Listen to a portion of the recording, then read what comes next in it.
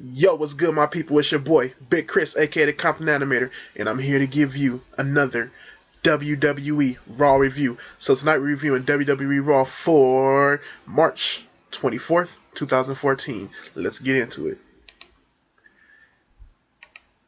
So before we start off with anything, let's talk about this. Ramon is going to be inducted into the WWE Hall of Fame.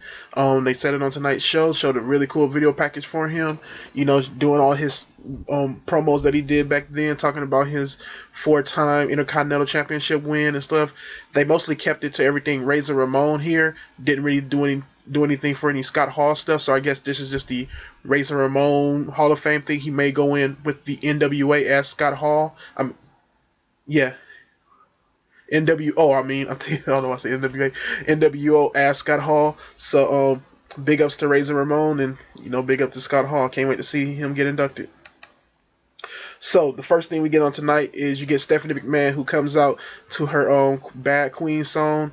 Not bad song. I like the song, but the I'm the Queen song, and she basically comes to the ring and she starts talking about how big of a badass her husband is and how dumb the Yes movement is and all that jive, and basically speaks up her husband and says that he's going to win against Daniel Bryan. Then he's going to beat in the triple, beat Randy Orton and Batista in the match and become the World Heavyweight Champion. And then she starts digging in at Randy Orton and stuff about his championship reign and Batista about what he's been doing and stuff.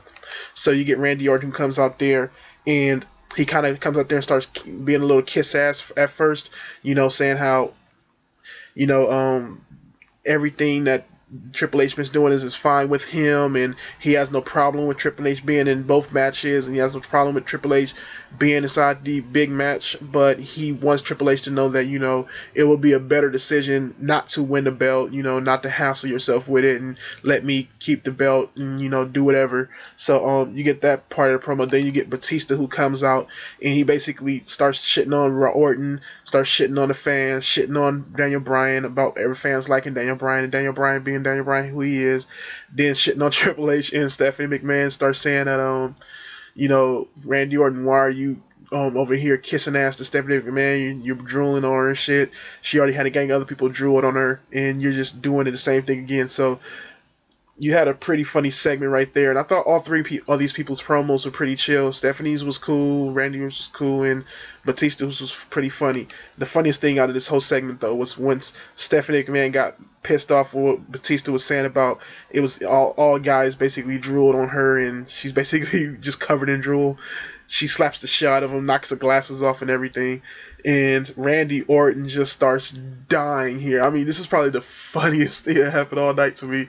Not all night, but like for a good part of this hour was just that Randy Orton just dying in the ring and just laughing his ass off. I was just sitting there laughing by how Randy Orton was laughing. He even fell to the ground laughing. That was just pretty funny as hell. So then after this, you get Batista, who just laughs at Stephanie, kind of like joking, like egotistically laughs at her, and she leaves. Then you get Batista, who spears Randy Orton while he's laughing, and then holds up both belts afterwards. And the funny thing here is that Batista split his pants while he was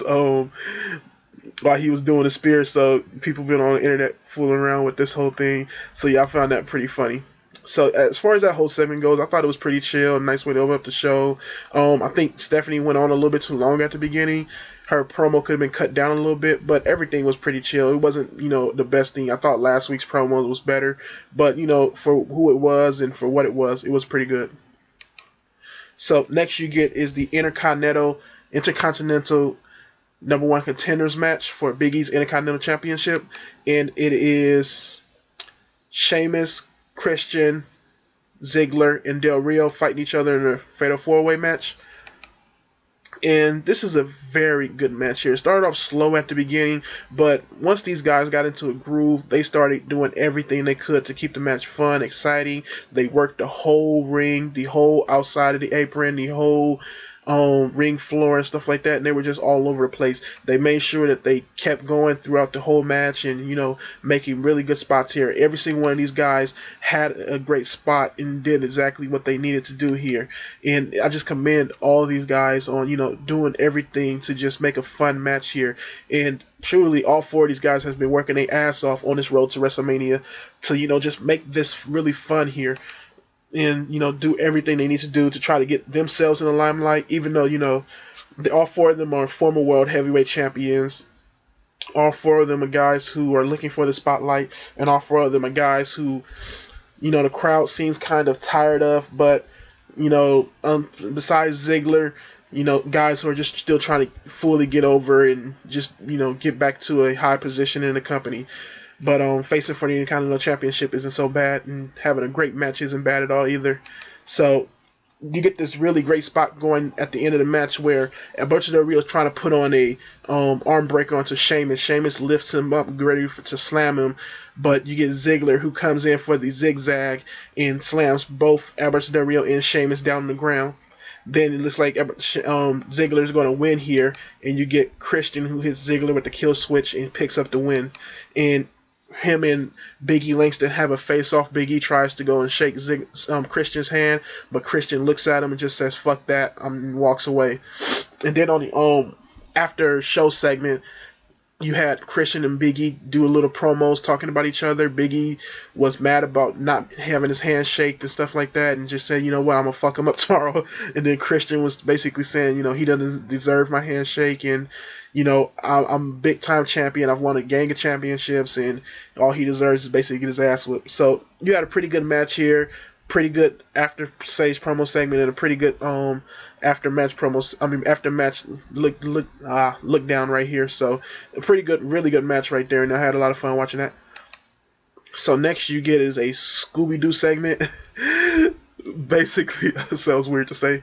Basically, Sin Cara and Scooby Doo come out, have a match with what's his name, Damian Sandow, beat him in like a minute and celebrate. That's basically it. It's all to promote the the WWE Scooby Doo movie that they're doing, or that's coming out I think today or whatever. I might watch it. I don't know. I'll watch it, but I don't know if I'm gonna talk about it. Probably in my Friday Night SmackDown review if I do watch it. But I'll talk about it, say what I felt about it and stuff. But it's a cartoon. They promoting it. This is like what you get. So next you get is another quick match with Rybaxo versus Los Matadors, and a really quick match. It was just basically to set up the Shield coming down to really whoop on the Rybaxo's ass. Curtis Axel sees the Shield, gets distracted and gets rolled up, and the Los Matadors pick up a win, and that's when the Shield goes in and work, and they just start beating the shit out of both guys, and basically getting in their revenge for the things that those two tag teams did to them at on SmackDown. And just a very good segment, a very good just beat down segment right here. And I was happy that they continued this on as far as making sure they did something to those guys who were beating them down in that 4-way tag match, and making sure they just didn't throw that to the wayside. So seeing Rybaxo get really beat down right here, and then just Shield standing on top of them and doing their triple power bomb was just very good to see, and I'm happy they continued that on. And later on in the night, you got a segment with the Shield, who comes to Triple H and basically says, do we have any problems with you since we got a problem with Kane? Triple H says, no, you ain't got no problems with me, and how about this? I'll let you take your aggression out on the other half of the guys who attacked you in the Fatal 4-Way match. And they end up getting a match with the Shield, with the Real Americans later on in the night. It kind of makes me wonder if they're going to do anything to 3MB, since 3MB helped out. But I think 3MB wasn't in the ring at the end, so I don't know. So after this, you get a promo segment or interview segment with Michael Cole and Triple H, basically doing their in-ring promo segment. I mean, doing their the web promo segment that they usually do, but doing it in-ring. This right here was better than the last time they did it. Triple H was very energized. Michael Cole didn't really say anything, which also helped. And it was basically just Triple H talking shit to Michael Cole about everything that's been happening with Daniel Bryan and saying, people need to look at him either way, as a wrestler or as a COO. That's whichever one of these guys is what you're going to get. And people keep asking for the same thing, but from the different points of who Triple H is. So you get Triple H, who basically says, you know what, fuck it. All this shit's been going down. You got all these people complaining and stuff like that. And he says he's going to start naming this era the reality era, because a lot of these people need a reality check. And, it's all kind of pushing on to different things that the WWE's been doing lately by breaking more of kayfabe and stuff like that. But just pushing this whole reality era thing. And he basically talks more about how he's going to beat the shit out of Daniel Bryan at WrestleMania and win the championship. So that's where you're basically going from this.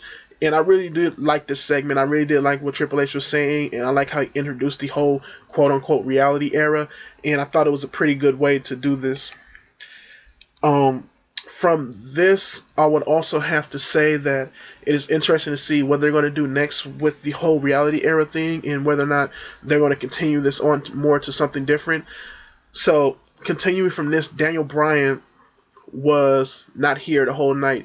He sent out a tweet saying that he was still injured and he wasn't going to be on the show tonight. So they talked about that on the show. And then, so for me, my feeling about this is that I'm happy that he didn't show up tonight. It not only does it sell his injury from the big beatdown he had last week, but it also kind of gives him a break from tonight's show and, not really have him on another show. And, just they didn't really need him to hype up tonight's Raw or to do anything for tonight's Raw, and it was a good idea to kind of take a break and focus more on the other storylines and more on to the other guys that it's not Daniel Bryan. So I really like the idea of keeping him off tonight's show. So next you get is another quick match with Fandango and Cody Rhodes, going off of the match that Fandango and Goldust had last week. This match was pretty, I would say, generic at the beginning. It got a little bit more funnier when Goldust started not flirting, but acting crazy with Summer Rae and doing his crazy dance and stuff. And she tried to react to him by dancing and ends up falling. So you get Fandango, who gets distracted by that.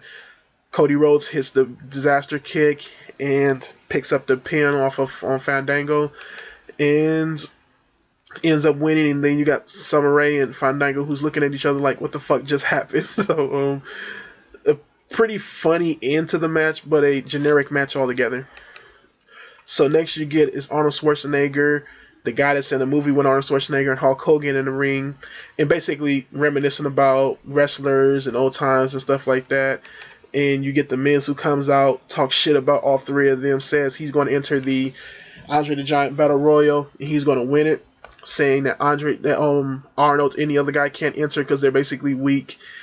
Because those two wanted to enter the Rumble, the Royal Rumble, or not Royal, Battle Royal, and basically just basically talking shit to them. So after that, you get I can't remember the name of this other dude. He really doesn't matter, but he hits Miz. Arnold Schwarzenegger slaps the shit out of Miz, and then Hulk Hogan tosses him over the ropes. So that's basically probably the most you're going to get of Hulk Hogan out of just him being anything physical in the ring. I mean, Arnold got more of a hit than Hulk Hogan did. So, but it was a funny segment, pretty okay here. Just to, promote Arnold Schwarzenegger. It's nice seeing Arnold on WWE again. And, just a pretty cool segment out in general. So next you get is another match with Titus O'Neil and the Big Show. Pretty quick match. Basically a big guys match. Big Show controlled a lot of the match, basically doing his slaps and stuff like that. Titus O'Neil had a little bit of offense here and there, and Big Show ends up winning with the knockout punch. Like I said, a pretty quick match. It wasn't really nothing to it, more generic than anything. So after that, you get John Cena. So in a pre-taped, backstage segment, John Cena's getting ready for his match, and he's washing his face and looks into the mirror and sees the Wyatt family lamb mask. It turns around, it's not there, turn back around, and kind of like my playing mind games with John Cena. I really did like that, going into making the Wyatt family a part of the whole mind game thing that WWE's been doing for a long time. So I like to see the Wyatt family playing the mind games on Cena. So you get Cena who comes out and he got a new shirt on, You Can't Stop Me, and gets set for this match with Luke Harper. And the Wyatt family, rest of the Wyatt family are sitting on the outside. So here you get a pretty fun match, man. And the crowd here, the Brooklyn crowd, was very good in this match. As far as just how crazy they were booing the shit out of Cena. I mean, tonight you barely heard any Cena cheering. Like, you can hear snippets of it, but the crowd was in unison booing the shit out of Cena and rooting for Luke Harper. You even got Luke Harper chants in this match. And anytime Luke Harper went on offense, people cheered. Anytime he got beat up, people booed. And it was just a very fun match to watch, and I really like how this match went along. So you get Luke Harper and Cena, who have a pretty even match. Luke Harper was very good in this match. Pulled out a lot of moves, pulled out some stuff that we haven't seen him do before, and just was very good. They both had their set of offense here, and did exactly what they needed to do here. Luke Harper goes for just his usual set of moves that he's been going for lately, but just been doing very good at it. So towards the end of the match, you get Cena who goes up for the AA, tries to do it, but lights go off, mask comes up, and the Wyatt family beats down on Cena. Lights come back on. Cena's arms are tied into the ropes with a lamb mask on his face, and the Wyatt family just basically laughing at him. So just a very good match, and I like the way it ended because I was hoping that it didn't end with another Cena win, and I like that it ended with a DQ this time, and Cena basically just getting beat down and humiliated. So next you get your Diva segment, which was Naomi versus AJ Lee. AJ was in the ring playing up on Naomi's whole eye patch thing. I really did like that. Thought that was pretty funny. And you start to get what was looking to be a pretty good match with both of these, but AJ ends up walking out and getting counted out. And you get Vicky Guerrero, who stops AJ on the ramp and says, your WrestleMania match is going to be against all the divas on the roster, and you're basically going to face them in a Vicky Guerrero Invitational for your title. Now, this is two things about this. First of all, they could have went on and had a longer Divas match here. They had the time. Brock Lesnar at the end was stalling with what he was doing at the end, and several other matches were stalling matches. They could have had a nice match with Naomi and AJ Lee here because you weren't going to get it at the WrestleMania as far as a singles match. So we could have got a really good match here. I felt kind of gypped here. And second, I really don't like this idea. I understand where they're going with the whole Vicky Guerrero Invitational and trying to get all the girls on WrestleMania at once and, getting them all a spot on a card. But to me, I would have liked to seen probably like the other girls in a different type of battle royal at on a pre-show or something, and then you have all of them, whoever wins that faces AJ on the show. Something like that would have been cool to me, but with this, it doesn't have any story built up to it. The thing that we all want to see is Naomi versus AJ, and it seems like all they want to do here is get the rest of the Total Divas on the show. So it wasn't really cool to me at all. And also, Vicky Guerrero spent the whole time trying to bring out each one of the girls by name, and I was just like, man, just say AJ versus the Total Divas shit. And I mean the Divas roster, and that's all she had to say. So she also said that Tamina's going to be in the match. Tamina is all happy about it, and AJ's pissed off about it. So yeah, I like the idea of it, but I don't like the idea of it. I like where it's potential to go, but it's kind of veers off from what it needs to be. So next you get is the match with the Real Americans versus the Shield, and another very good match here. Ambrose, Cesaro, Swagger, and Rollins do a very good job here, and just showing some good offense, good defense. You get every single one of them who puts out their moves and stuff like that, and just does a very good job in this match. The match ends up with everything going wild and everybody end up everywhere. So you get Seth Rollins, who ends up hitting the curb stomp onto the Swagger. I don't know what took me with that name. Ends up hitting a curse stop onto Swagger, picks up the win, and you get Cesaro, who ends up attacking both members of the Shield and trying to just beat them down after the match. So Roman Reigns comes in, Superman punch Cesaro, throws him out the ring, and basically all three of them put him through the announcer table. And you get you get Corporate Kane and the New Age Outlaws all in suits who come down and basically tell them that the Shield is going to face them at WrestleMania, and that's where they're going to handle the differences at.